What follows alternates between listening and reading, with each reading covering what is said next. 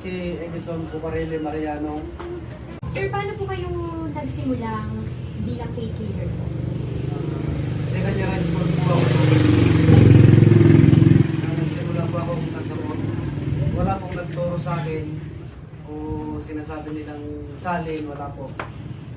Ito po ay pusa po na binigay ng kalikasan. Isang tinatawag na panos. Il o ikat. Abang po ako ay namimingwit sa ilong, lumapit po sa akin yung malaking panos. Iniwan po yung mutyan niya. Then pagkalabas yung panos, pumunta sa ilong, kinuha ko po yung mutya at inuwi ko po. Ginagawang di ako naka-baby. Pagkalipas po ng gabi, nagpanaginip sa akin na malaking tao.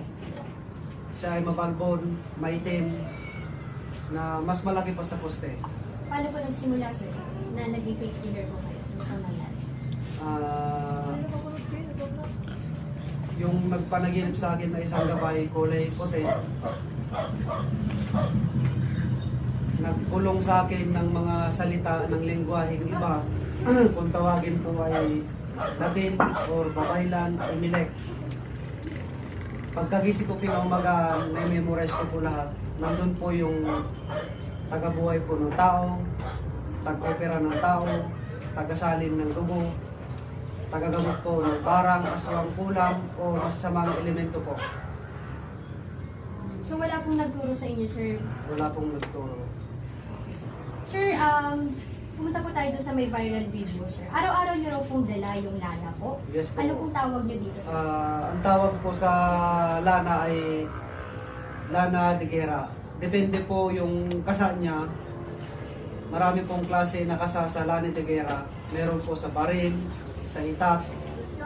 Meron din po sa kulam, barang, aswang, ikbalang, kapre, manlupa o duwende. Hindi po makalapit po sa'yo. Sila po ay nag-iinit. Meron din po lana de guerra all around.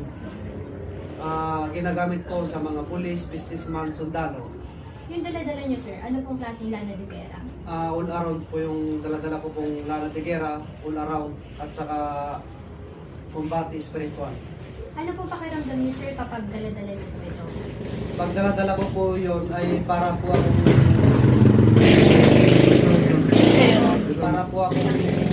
Okay po. Pag dala-dala ko, Kapag dala-dala, pag dala-dala ko yun, para po akong makunat sa balat, pakiramdam ko ay makunat. Tapos para po paningin ko yung tao ay kaya kong buhatin sa lakas na walang katumbas po. okay, sir. Sir, tapos pumunta po kayo sa simbahan ng simbahan ng Santo Tomas. Bakit po kayo nalagi doon, sir?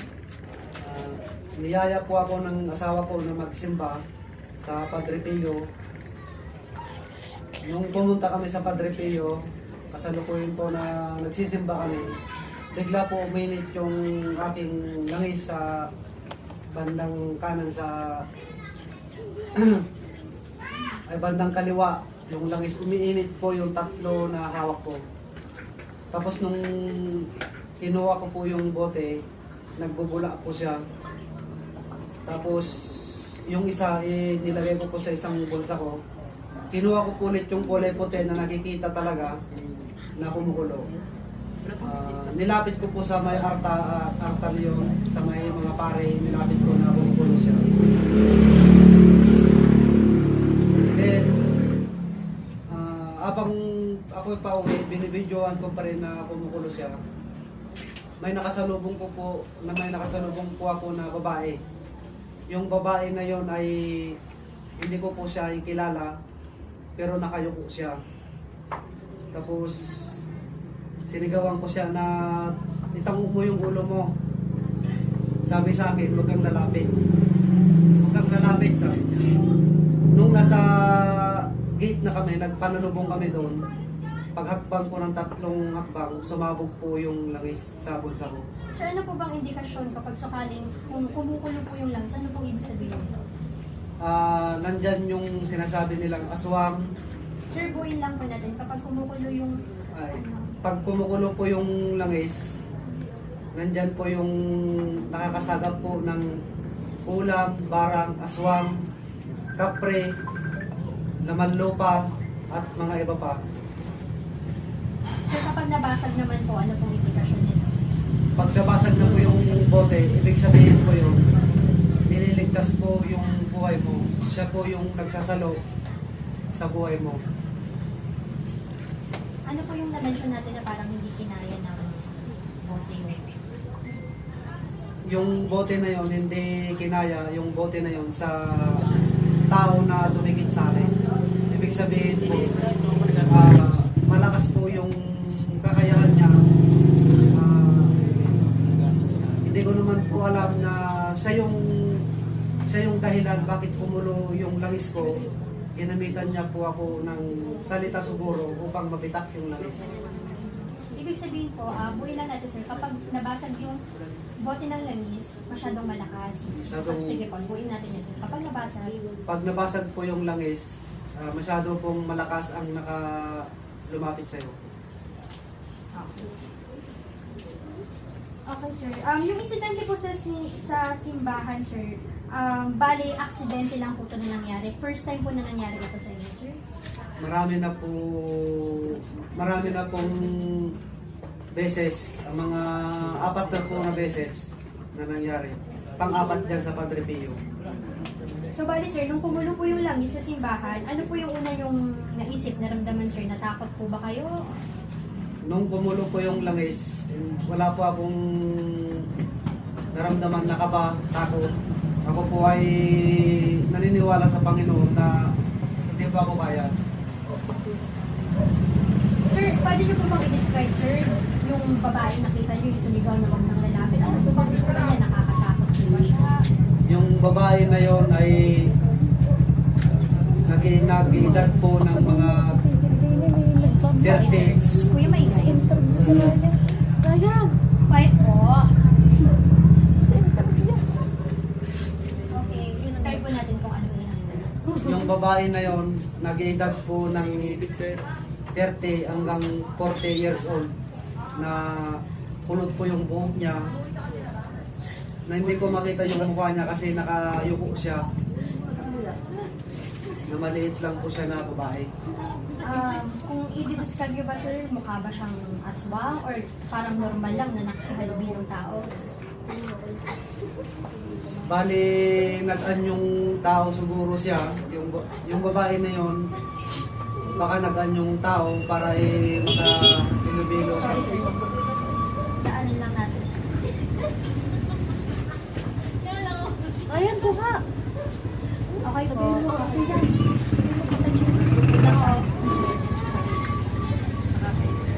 babae nakita ko. yung babae na nakita ko. Kakayen! Yung babae na nakita ko, Pwede po pa! Okay. yung babae na nakita ko, Nakakata. Saan yung kabila?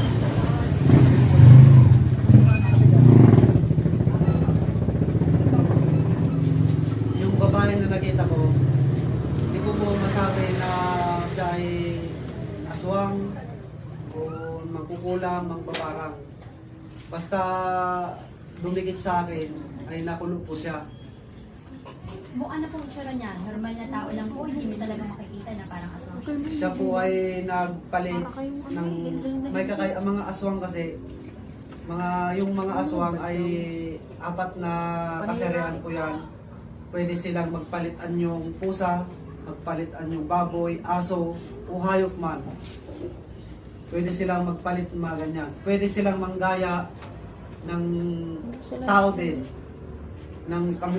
Kasing mukha mo talaga yung gagayain nila. Ang tawag po dyan ay Hippomice. Ang tawag po dyan. So yung nakaikwento ninyo sir, ang itsura niya ay mukhang tao. Hindi ko makita yung mukha niya, madam, kasi nakayuko po siya. Pero yung ano niya, Tao. okay ba lang natin? Nakikita yung babae ang ano niya.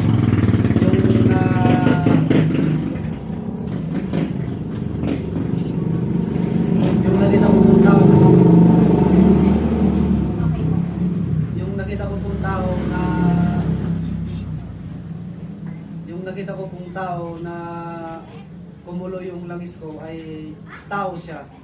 Na nag-anyong tao siya. May kakaiba po ba siya sa kilos niya nung nakita niyo? Or Meron po siyang kakaibang kilos kasi sinabi ko sa kanya, bakit ka nakayuko? Tumingin ka sa akin. Magsabi sa akin, huwag kang didikit. Sabi sa akin, huwag kang didikit. Sabi niya. Tapos, bigla na lang nagmamadaling naglakad na di mo naman marinig yung paa niya na tumatapak na yung paa niya na natunog. Diretso lang siya. bakit po kaya, sabi po nila, yung sa simbahan po, tahanan po ng Diyos, bakit po kaya hindi natatakot yung aswang po na ito? Ba't nakapasok siya sa simbahan, sir? Kagaya po ng sabi ko na 4 na uri ang aswang na pwede sa simbahan, pwede sa sementeryo, pwede ba kay halubilo sa mga tao, pwede silang mag-anyong pusa, aso o anuman. Hindi sila natatakot sa asin, bawang o pangutra. Ang kinakatakutan po nila ay langis na gawa ng mahal na araw at saka kawayan na patulis. Kahit simbahan po ay hindi po sila natatakot. Hindi po sila natatakot sa simbahan kasi nagmumukhang tao sila, nagaan yung tao din sila. Na katulad po natin ng normal na tao, nagaan yung tao din po sila. Sir, yung lana, sir, saan po siya gawa? Yung lana de guerra na sinasabi ko ay gawa po yan ng nyug na walang mata, isang mata, 2 mata, 4 na mata, at mata sa ulo.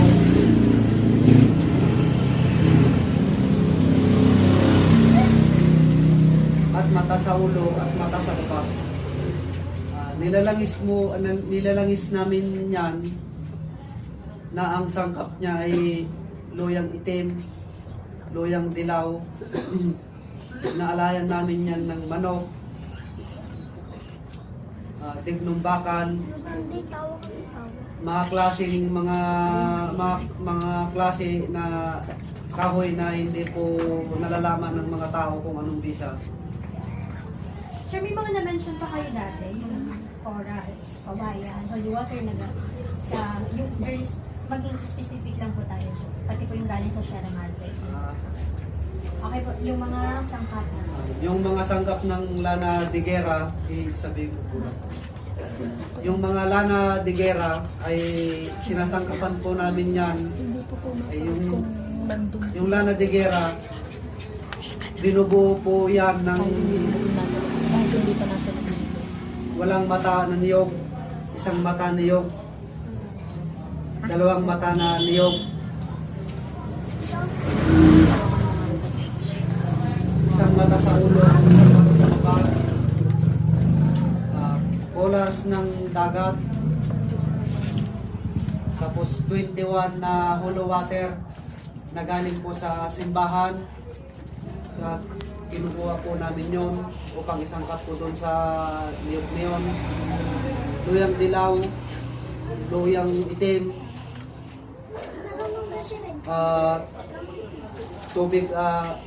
tubig po ng diwata at Sierra Madre po na kahoy at tignong bakal, mga uri po ng tignong bakal.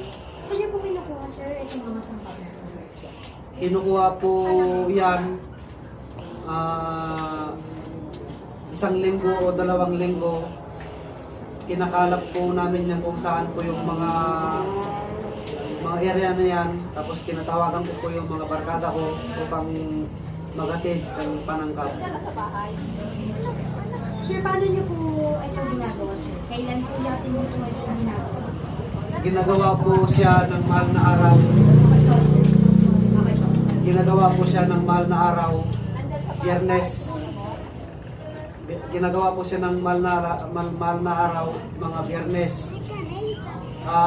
Alas 12 mag-start na lulutuin hanggang alas 3. Kasi yan, Kasi yan, tulog po yung Panginoon. Pagpatak po ng alas 4, magigising na po yung Panginoon. Wala na pong misa, wala na tigiran na gagawin. So, bali ginagawa nilang po siya isang beses sa isang taon. Ginagawa po yan isang beses sa isang taon. Pagka maubusan, gagawa po ulit ng susunod na mahal na araw. Bali sir, paano, hindi po ba siya nailabos agad? Paano po siya tumatagal? Pagka gumagawa kami ng ganyan, maramihan po, malaking lutuan na malaking lutuan kung magawa po na langis yon, 2 balde o 2 balde kalahati na langis. Yung langis po na dala niyo sa simbahan sir, paano na po siya katagal sa inyo? Yung langis na dala ko po sa simbahan, mga nasa 8 years na. Ako po ma-sure kung ilang taon na po. So, 8 taon niyo na po siyang dala. Opo ma'am. May mga pagkakataon po ba na hindi gumagana yung pangontra? Or talagang effective siya sir? Yung mga pangontra na dala-dala ko ay 24 hours na epektibo. Pagka nadaan ako sa isang bahay o iskinita, lahat po ng magdadaanan ko ay masasabi ko na. Sorry sir, bother lang po ako. Parang kumukulong po ata yung lalo na nasa dito. Pwede po ba makita sir? Normal po ba na biglang kukulong yun? Yan. Ano pong indikasyon sir? Bakit po siya kumukulong po? Pagka ito pong lana na ito, pag po ito ay nakulo, nakakasagap po siya ng mga duwende, laman lupa, at iba pa na nilalang na hindi natin nakikita na mga tao. So ibig sabihin sir, sa area po na itong meron po ngayon? Meron po dito sa area, dito po sa kinakaupuan po natin, meron po dito sa banda po doon, sa may salamin na yon. Meron po doon na duwende. Paano ko po nalaman, yung nakatira po dito sa bahay ay ginamot ko siya sa pamamagitan po ng langis. Nahuli ko po yung duwende na yun. Ang duwende na yun ay siya ay pinaka-supremo. Wala. Mga na mababagsik na duwende, wala. Kaya po nahulog po itong langis. Ako nga po, na parang bumabula-bula po siya. Tapos tumagas na po ata. Pag tumagas po, ano po yung sabihin sir?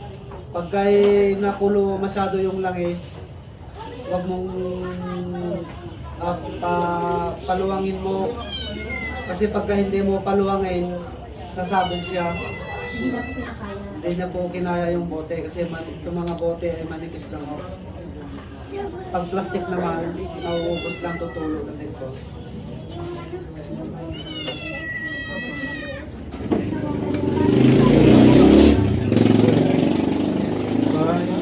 Dito nga sa camera, sir. Subukan. Ganun mo lang, sir, yung kanina. Tinitingnan mo lang. Baliktad, sir, yung kamay mo. Tapos ihabak mo puntang kamay mo dito. Hindi pa dito sa akin, sir, dito sa camera. Hindi ka pa, sir, ihabak mo, sir. Ihabak mo. Yan, yan, yan. Yan, very good. Ikot nyo lang, sir. Yan. Ganun mo, sir. Okay sir. Sir, pa-describe lang sir. Sir, kung kita niyo kumukulo. Sige. Pagka kumukulo itong langis, dapat ito hindi nyo, pagka kumukulo po itong langis na ito, dapat hindi nyo po ito ay bubuksan nyo po para hindi sasabog. Pagka hindi nyo po mabubuksan, kulo ng kulo, wala siyang pagsingawan, bibitak po ito sa sabog. For example, ito po na siya, na kulo. Ayan po. Ako nga po, kumukulo na po. Sige, buksan mo, sir. Huwag mo lang takpan yung takip, sir. Sige, kita lang sa atin. Ganun mo lang ng kamay. Kaya ko Ikot-ikot, sir. Ikot-ikot. sir, parang lumalakas po yung ulo niya. Bakit? Pagka lumalakas po yung kulo niya, marami siyang nasasagap ng mga masasamang elemento, mga laman lupa po na hindi po nakikita ng tao. So normal po talaga na ganyan. Normal po ito. Kaya po itong pagkahawak-hawak po ito, malalaman mo kung nasa panganib ka o wala ka sa panganib. Kasi dito mo malalaman kung ikaw ay namamaligno o nadidwente o nababarang kulang man yan. Wag na po masyado maingay. Matay ko ang matay, baka sumabot nga. Matama ang mata ko. Sir, bukod po sa Lana, meron pa po tayong mga ibang produkto tulad po ng mga mention niyo. Mga singsing. Sige, sir.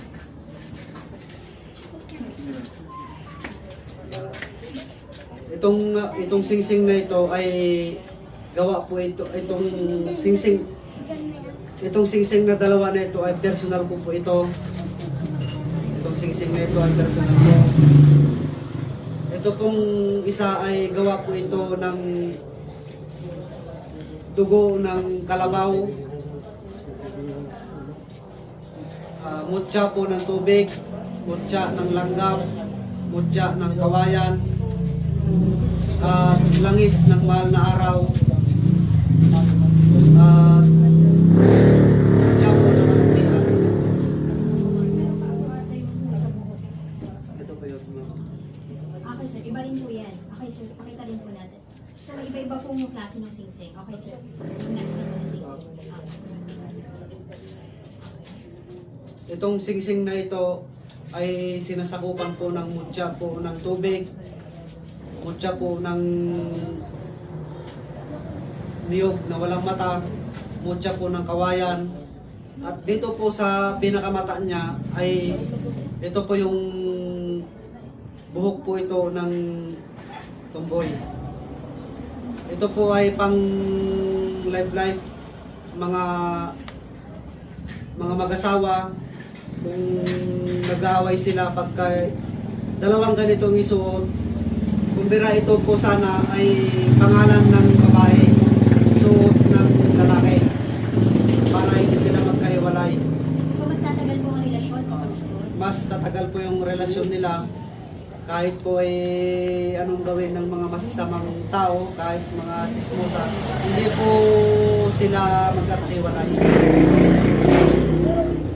Okay, sir. Meron din po ba kayo, sir, sing-sing para sa, kunyari, may crush po ako, gano'n. Tapos gusto ko siyang akitin. Gusto ko magkagusto siya sa akin. Meron din kayo, sir? Ito po, Gawa po saan yan, sir? gawa po sa halina. Sir, sige, describe natin. Saan po ginagamit yung sing-sing na yan? Saan po siya gawa? Itong singsing na ito ay singsing halina. Gawa po ito ng dignum halina at nanggagaling po yung sangkap niya po ito sa katulad po ng tao, buhok, at saka yung isa ay orasyon na halina. So, Ito po yung pang chicks o pang life. Pag suot-suot mo po ito, naaakit po yung mga kababaihan. Pagka lalaki naman, kapag babae naman, naakit po yung mga kalalakihan. siya na totoo ito. Paano pong depensa niyo na research? Wala po masabi mo daw kasi baka siya rin. Share lang natin, sir. Ito yung paniniwala. Ito ba yung paniniwala natin? sige po. Based on experience natin, totoo ito. Yung mga hindi po naniniwala sa gawa ko na Lana de Guerra na nakulong, wala po akong magagawa po kung yun po yung paniniwala nyo. Pero subukan nyo pong magtangan at subukan nyo pong magpunta dito sa bahay upang malaman nyo kung ano pong bisa ng tinatawag kong Lana de Guerra na nakulong. before po kayo mag-message, before kayo maniwala sa akin. Hindi naman po ako namimilit po sa inyo kung naniniwala kayo sa hindi. Basta sa akin po at karamihan ay naniniwala po sa akin kasi sila po ay nabigyan ko po sila at nagpunta po dito. Marami pong nagpapatunay yung gawa ko na kumukulo. May mga testigo po tayo, sir, no? May mga video din po tayo. Nakakulukulo talaga. Ano nga? May mga kapareho po bang tao na gumagamit po ng lana?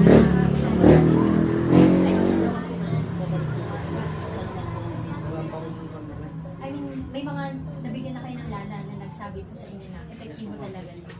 Share lang po natin, sir, kahit shortly.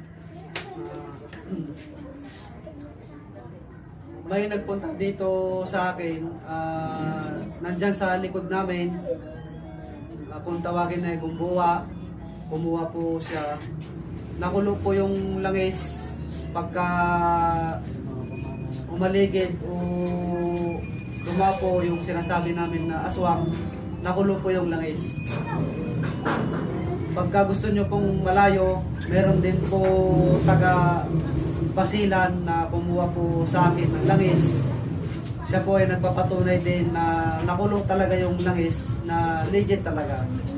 Meron din po taga Lipa na kumuha din po sa akin. Siya po ay na barang na aswang na kulam na.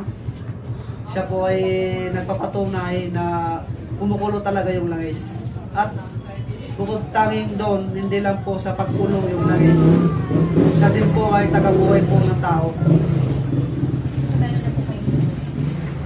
Yung langis na yon may naghingalo o namatay, muli pong nabuhay. Ang aking nanay, namatay na po ng 4 na araw. Nung umuwi po ako, pinainom ko, nabuhay po muli. Makalipas po ng 7 years, namatay din siya ulit. Namatay siya ulit. Nandun na po yung kabaong, mga purinarya na magtatanggal po ng dugo niya. Umuwi po ako ulit, pinainom ko po ng langis na maghapon, pero konti-konti lang po. Nabuhay po muli.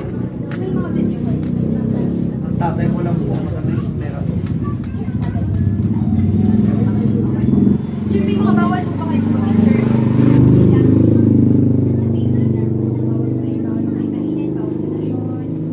Ang bawal po sa akin, ako po ay isang nagagamot. Ang bawal po sa akin ay suot na makipagtalik. Yun lang po, ma'am. Nagpapabayad po ba kayo pag nanggagamot? Pag nagbibigay po kayo? Paano niyo po siya? Ako po ay pagka may ginagamot po ako dito, hindi po ako nagpapabayad kasi bawal po ako maghawak po ng pera na galing po sa ginagamot ko.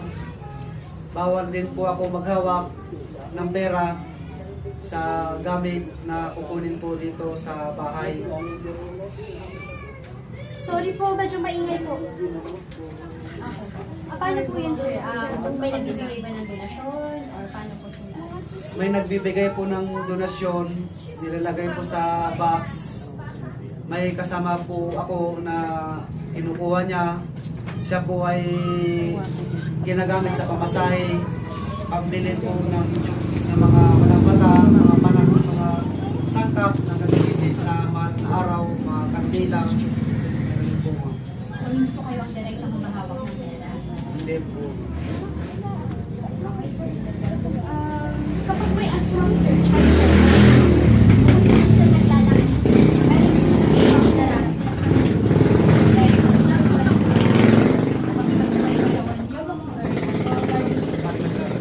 kapag meron po kayo, pag nade-detect nyo rin po mga aswang sa pera. Pagka ako po ay pag ako po ay suot ko yung lana de guerra at kumukulo, normal na po sa akin na makakita po ng ganon. Wala pa akong nararamdaman na mabigat ang katawan, kikilabutan, o ano man po. Nakikita ko lang po kumukulo, pinapabayaan ko lang po Kasi normal na po sa akin sa dami ko pong ginamot po na aswang. Okay. Sir, may na-mention din kayo na parang may palatandaan kapag may aswang sa kanila. Yung amoy po ba niya? Meron din po. Ang aswang o kulang ubaran man yan, ang amoy niya po ay masangsang. Siya po ay para siyang nabubulok po na hindi po maintindihan na parang galing sa kanal. Masangsang siya na hindi mo maintindihan. Pagkay sigawan mo siya na uy, aswang ka. Makita mo, wala na sa harapan mo, bigla silang naglalaho. Okay, sir. Sir, last question lang po regarding po dun sa kasi sir, parang sabi nila, parang baka may daya or technique lang po tayo. Wala po tayo, sir. Parang klaro po sa kanila. Clear po natin sa kanila. Walang daya. Ang Lana de Guerra, pwede po mga ma'am. Okay po.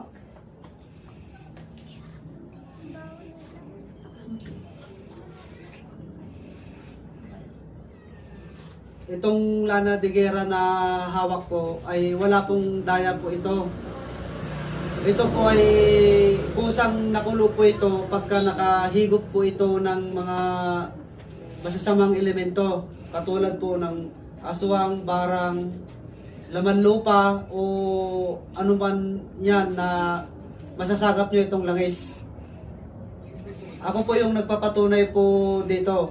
Kung gusto nyo pong malaman ang bisa niya o paano po kumulo, pumunta po kayo dito para makita nyo po itong Lana de Guerra kung paano po magkulo. Okay, sir.